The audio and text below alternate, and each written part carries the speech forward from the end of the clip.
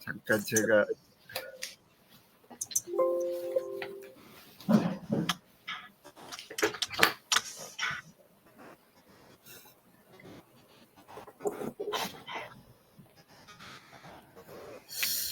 근데 이제 강진남 대표님이 이 저기를 이벤트를 못 들어오셔가지고 저기 제 타임라인 하셨다고 하는데 그걸 한번 제가 확인을 해보겠습니다. 아직 그거 하지 말고 다른 선생님부터 먼저 하세요. 괜찮아 그거. 중요한 거 아니야. 빨리 끝나셔야지. 알겠습니다. 그러면 강기남 대표님 발표를 4번째 하십시오. 네. 금요 독서토론을 시작하겠습니다. 오늘 토론에 장필규 소장님이 맨 먼저 올려주시고 공 원장님 올려주셨던데 유 대표님 3번째 하시고 강기남 대표 4번째 하시고 제가 마지막에 마무리하겠습니다. 그러면 장 소장님 부탁드리겠습니다. 아주 좋던데요. 네. 네.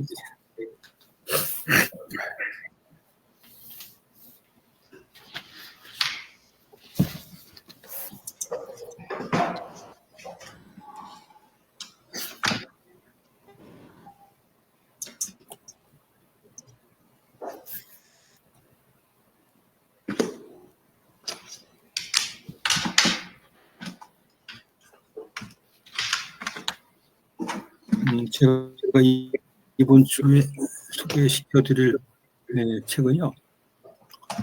이게 좀 작가는 이제 김희태 작가입니다. 회사 정년퇴직하고 여행에 대한 굉장히 열망이 많아가지고요. 코로나 때 2020년부터 2011, 12, 19개월 동안 프랑스로 유학을 가요. 어학연수를 간다고 떠났는데 실제로는 어학연수가 주 목적이 아니고 어학연수 학생을 비자를 받고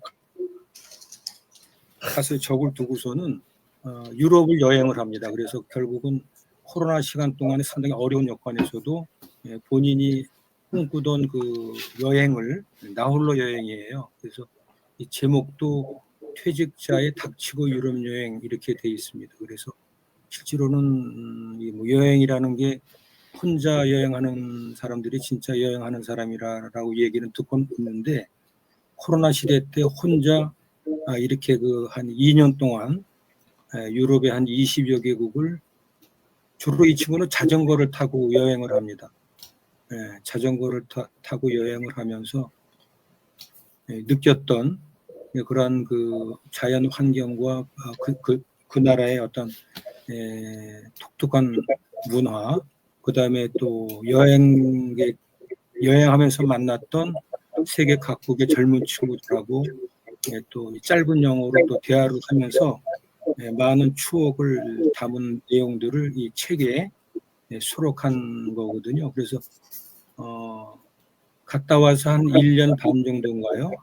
그래서 이 책을 전자책으로 혼자 이것도 독학을 해서 사진을 워낙 많이 찍었어요. 한 20여 개국을 다니면서 제가 아마 이 김희태 작가가 이제 대학교 이제 4년 후배가 되는데 워낙 사진 자연 풍경이 좋고 또 사진 기술이 뛰어난 친구라 제가 따로 페이스북에 매일 이제 기록들을 올리는 친구예요. 김희태라고 아마 페이스북에 치면은 이 친구의 사진을 다 볼 수 있는데 그래서 개인적으로도 제가 코로나 때 이 김희태 작가의 유럽 여행 후기를 보면서 굉장히 위안을 받고 제가 현장에 가서 여행을 한 것처럼 굉장히 대리 만족을 느꼈던 그러한 도서가 되겠습니다. 그래서 제가 아마 밴드에도 이 작가의 사진들이 거의 한 3, 4천 장 제가 저장을 한 것 같아요. 나중에 이 친구 이제 책을 내고 만났을 때 작가의 동의 없이 내가 사진을 이렇게 좀 저장을 하고 있다 그러니까 하여튼 뭐 흔쾌히 페이스북에도 올린 거기 때문에 저작권 이런 거는 뭐 관여하지 않은 친구니까요. 그런 그 양해를 구하고 저도 소중한 그 저 여행의 순간들을 보관하고 있습니다. 그래서 저도 개인적으로는 여행을 좋아하고는 있습니다만은 특히 뭐 국내 여행도 제가 뭐 자전거 제대로 해본 적이 없거든요. 그래서 이렇게 해외 이렇게를 다니고 또 일본 지금 이제 또 이 친구가 준비하고 있는 거는 중남미 쪽에 이제 이쪽을 여행을 하려고 지금 계획을 잡고 있는데 아직은 이제 출발을 못 하고 있습니다. 언젠가는 또 중남미의 그러한 그 여행 후기들을 또 책자로 만들 거라고 생각을 해요. 전자책을 지금 여행을 통해서 한 4권을 지금 썼거든요. 그래서 여기 주소가 있고 김희태 작가라고 하는 그 나이는 뭐 그렇죠. 지금 이제 60대 중반이라고 봐야죠. 근데도 혼자 저렇게 이제 지금은 이제 혼자 살고 있습니다. 독신이라고 봐야 되는데요. 그러니까 또 영원히 자유로운 모든 것이 자유로운 그런 작가라고 볼 수가 있어요. 그래서 언제든지 계획을 하고서는 후련히 여행을 떠날 수 있는 그러한 참 그 제 개인적으로 봐서는 자랑스럽고 부러운 작가라고 이렇게 하면서 오늘은 이렇게 좀 편하게 공감할 수 있는 그러한 그 책을 좀 소개를 해드렸습니다.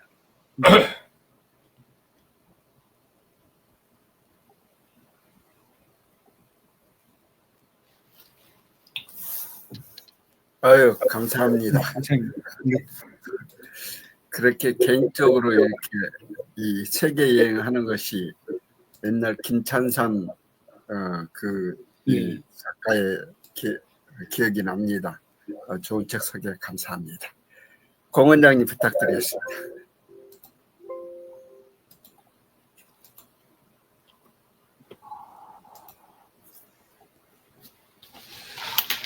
제가 지금 읽고 있는 책은 이 책입니다. 동물신학이라는 책이고요. 제가 이번에 코로나 시대 때부터 우리 강균함 대표님 소리 좀 없애주면 좋겠네요. 소리가 나요? 동물신학이라는 책인데요. 이 책은 제가 5년 전부터 우리 그 성경부 매주 하는 게 있는데 그 부분에서 같이 공부를 가르쳐 주셨던 목사님들하고 교수님들이 있는데 그분들이 이제 지은 책입니다. 동물책인데 요거는 이제 이 책의 내용으로는 저도 이제 내용 자체는 뭐 전부 다 이제 이야기하기는 그렇고 요즘 그 동물에 관련돼 있는 내용들이 참 많이 있잖아요. 동물을 결국 우리가 인간 중심의 사회에서 동물을 같은 반열에 올려놓고 있는 그런 시대지 않습니까? 이제 그런 시대인데 그거를 이제 성경에서 어떻게 이제 성경이 이야기를 하고 있는지 그리고 철학이나 법적으로 관계해서 동물을 어떻게 이야기하고 있는지 뭐 그런 내용들 그리고 요즘 이제 교회의 관점, 목회의 관점에서 동물을 어떤 방법으로 이해를 해야 되는지 그런 내용에 관련돼 있는 거를 이제 적은 책입니다.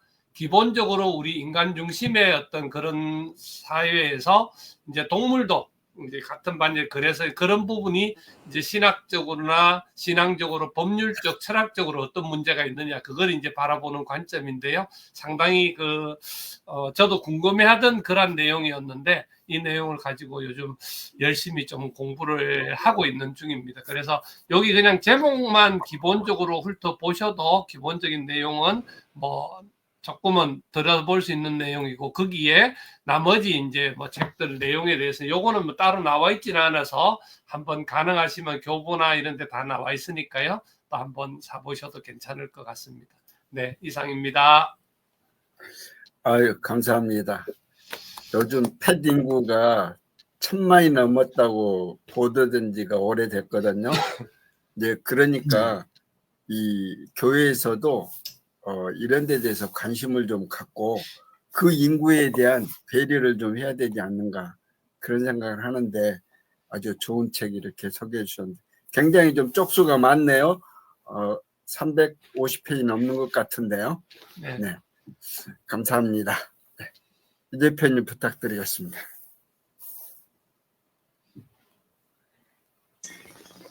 예, 제가 읽은 거는 그 세스 고딘 예, 마케팅 책 많이 썼잖아요.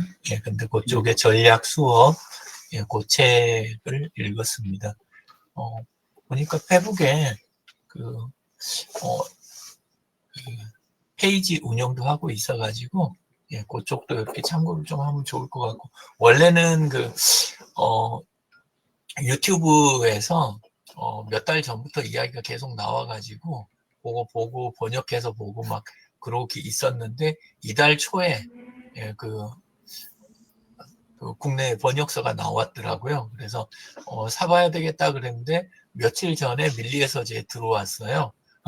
그래가지고 예, 읽게 됐습니다. 원래는 그냥 마케팅 책 같아가지고 예,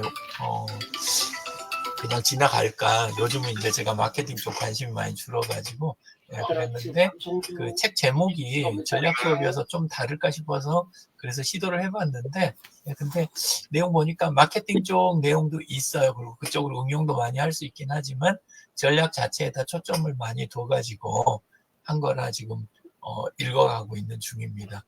예, 그리고 읽다 보면 책이 그냥 앞에서부터 쭉 그냥 건건이 약간 그 한 20번째 건까지는 그러니까 꼭지까지는 구조를 전략부터 시작했고 쭉 이렇게 좀 제대로 나가는 것 같은데 뒤쪽 가면 막 섞여가지고 이게 이제 꼭지가 한 200개 이상 되는데 뒤쪽 꼭지 가면 오히려 좀 약간 어수선해지는 맨 뒤쪽 가면 다시 좀 정리하려고 애쓰는 흔적은 조금 있는데 그래서 약간 그렇게 하면 너무 산만하더라고요. 그래서 책을 왜 이렇게 썼을까? 약간 구조화를 좀 더 해도 좋을 텐데 약간 그런 생각은 했지만 이제 안에 있는 내용 하나하나에서 읽다 보면 이제 좀 건질 것들이 있어가지고 그래서 보고 근데 이제 그 정도 이제 꼭지를 많이 쓰다 보니까 원래 그 뭐랄까 좀 알고 있다 싶어가지고 그런 좀 건너뛰면서 읽은 것들이 좀 많았어요. 네, 그래서 거의 다 이제 보고 나니까 좀 건너뛴 것들도 다시 한번 읽어봐야 되겠다. 그리고 이번에 그 만다라트 그쪽 이제 올해 거 적용해 가는 데다가 한번 검토하는 용도로 이렇게 한번 써봤으면 좋겠다 이런 생각이 들었고요. 전체로는 이제 다룰 때 전체 전략적인 접근이 어떤 거다라는 것부터 해가지고 시스템에 대한 부분, 게임에 대한 부분, 그 다음에 공감, 시간 이렇게 크게 4개로 나뉘어 있기는 해요. 근데 내부에서는 뭐 언급만 돼 있지 실제 내용 자체는 책 내용 자체는 분리를 안 해놨어요. 그래서 이거는 정리를 좀 한 겁니다. 예, 그렇게 해갖고 한 거고 앞쪽에는 전략 관련된 거 그리고 이제 아까 이야기 드린 4가지 요소에 대한 거 그리고 그것을 고객 쪽 여기는 이제 다시 마케팅 쪽 좀 특성에 가까워요. 그래서 이제 전 대사합니다 이런 식으로 해갖고 읽었는데 그쪽을 어떻게 선택하고 맞춰가는지 그거에 대한 것 고객을 어떻게 움직이고 가격 결국은 이제 마케팅 특성이 싹 드러나는데 그래도 전략을 중심으로 풀어간 거라 예, 한번 읽을만 했습니다. 감사합니다. 고맙습니다. 예.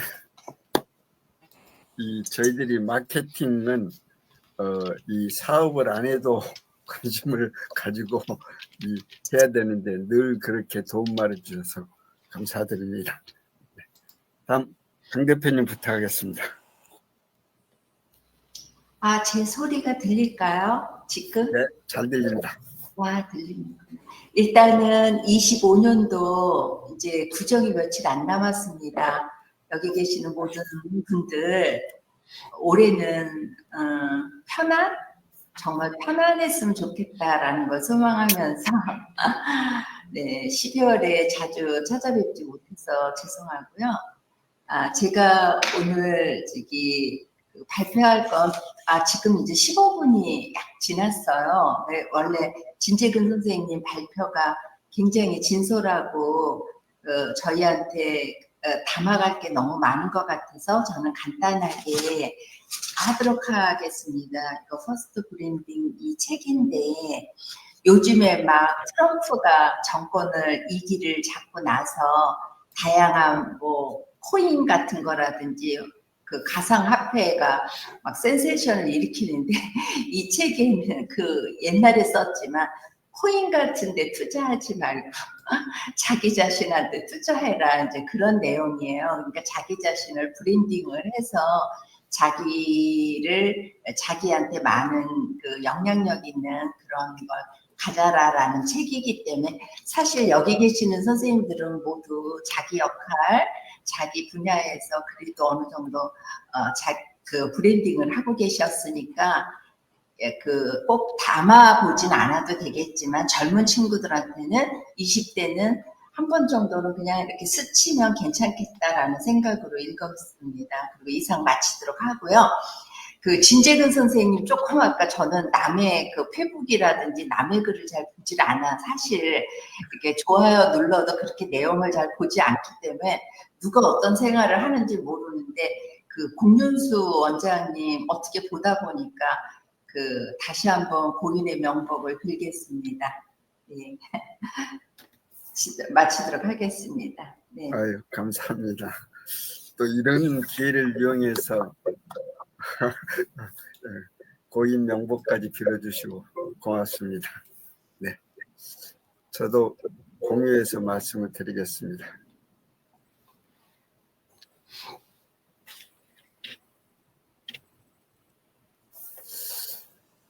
저는 이제 톨스토이 단편 새 죽음이라는 책이 있는데 이 책을 길지 않은 책이고 그래서 좋았습니다. 톨스토이가 나이 30대 무렵인 1859년에 그때 이제 좀 영적으로 고뇌를 겪은 이런 기회가 있어서 그때 쓴 단편입니다. 그래서 작가가 죽음에 대한 생각을 하게 되고 또 이 생각에 대해서 저희도 많은 거 성찰할 수 있는 그런 작품이라고 생각합니다.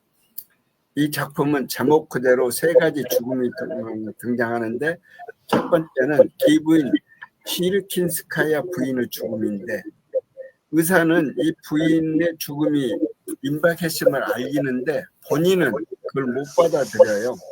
그래가지고 강근함 대표님 소리가 계속 울려가지고 잘 안 들려요. 예.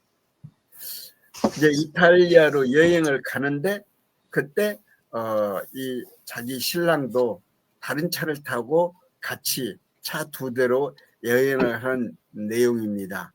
근데 끝까지 이 죽음에 대해서 이 기부인이 거부를 하고 그 피할 길을 찾는 거죠.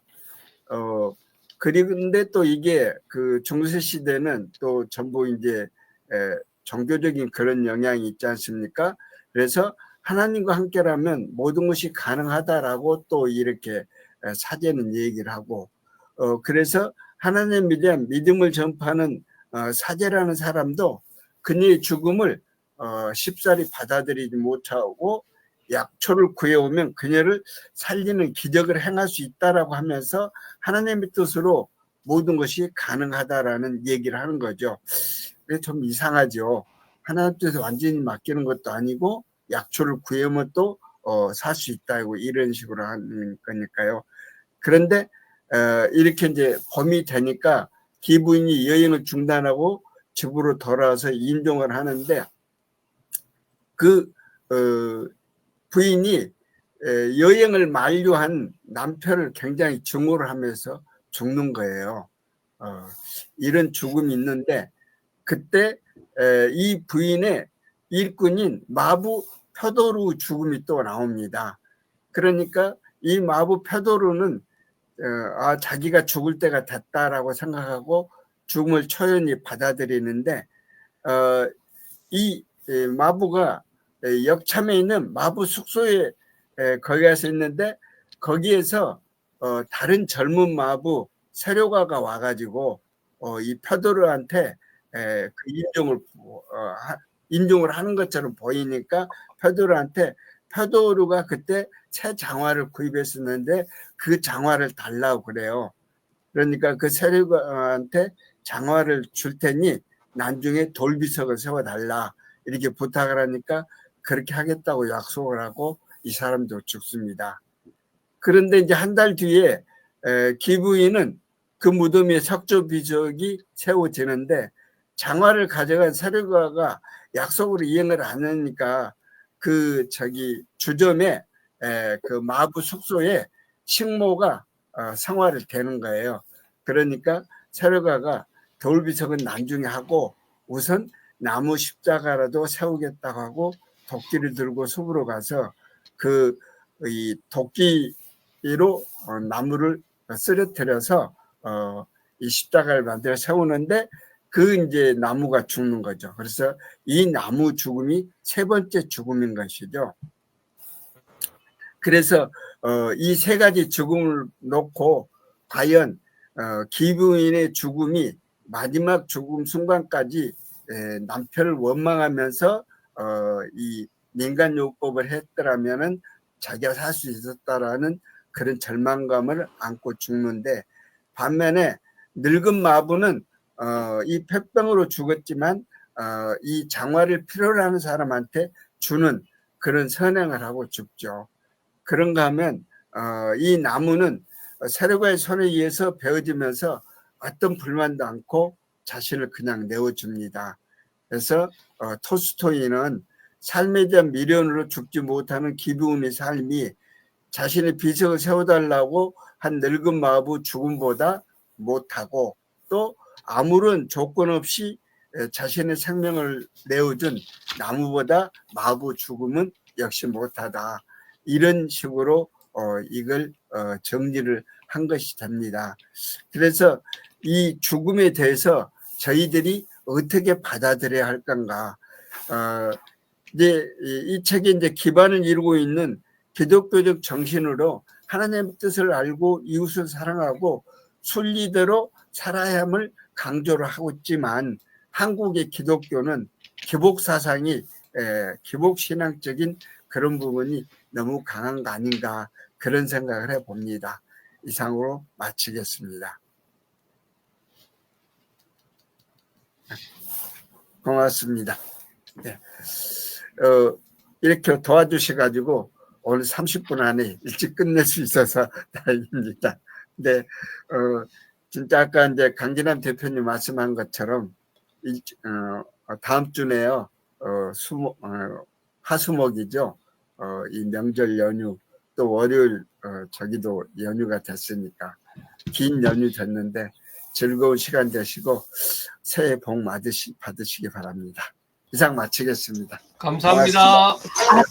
감사합니다. 금요일 토요일 날은 안 하죠? 하나요? 다음